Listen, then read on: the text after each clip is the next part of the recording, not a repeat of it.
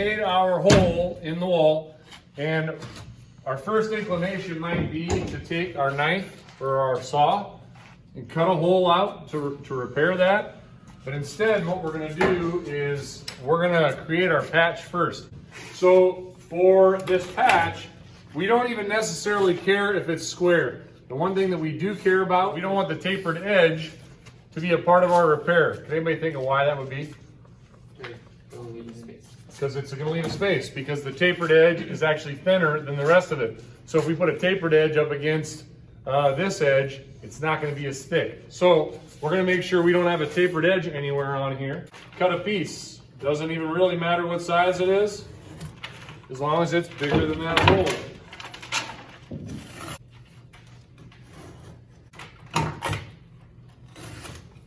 Okay. Now I want to make sure that it's nice and smooth, so I'm just going to rasp off those edges. I don't want, one of the things I'm noticing is quite often we're having big jagged tears in this.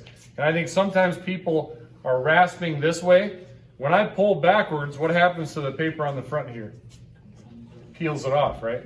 So I'm going to try to be really careful that I protect the face of that so that it's in good shape. Clean it up real nice. Then I'm going to take and go over that hole.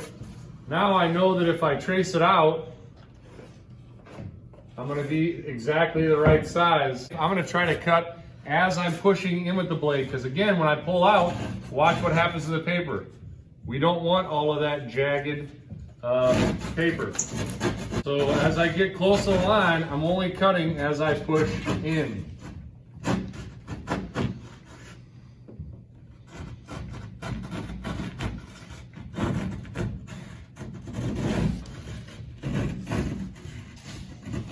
You could do this with a knife as well.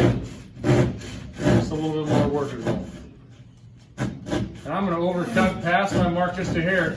The other thing that I'm doing is as I'm cutting, I'm angling it away from the hole just a little bit, because I want to make sure that my hole doesn't taper in. Because if it does, when I try to put my piece in, it's going to hit in the back.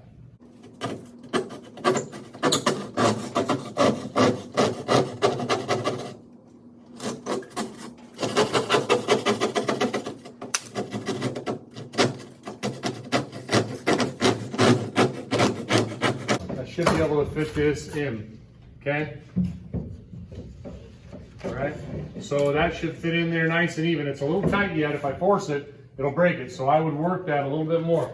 Now, we're gonna imagine that we got that fitted in there the way that it belongs. And then you guys are gonna come in behind with a block. This is just a nailing block, or a backing block, I should call it, so that we can attach this. I want to have a connection point above it, below it, and along the side of it. You're going to have to hold it on the back, otherwise it will push it away.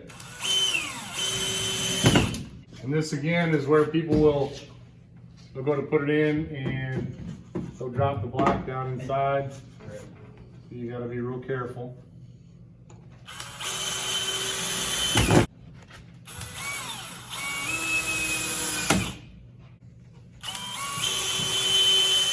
Obviously, you don't want to have your hands back here and pick the wrong size screw. If you have a 2.5-inch screw, you're going to put that into your hand, right?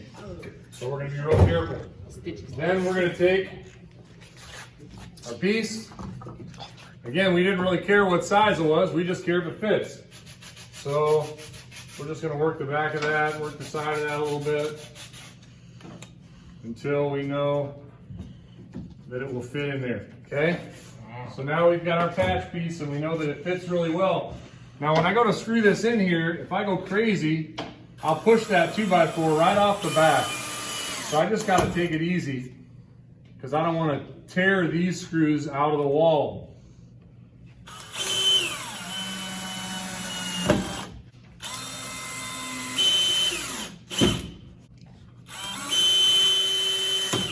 Okay, so now we're ready to mud that. Now you'll take, just like you did with your other vertical joints, and you'll mud it, throw your tape on, you're gonna squeeze it all out. When you do your next piece, You'll put your mud down, it'll cross over that first piece of tape. You'll put your next piece of tape on so that it overlaps the first one. You'll pull all the mud out, do the same thing here, do the same thing here. You're not going to mud it and put all 4 pieces of tape on at the same time, right?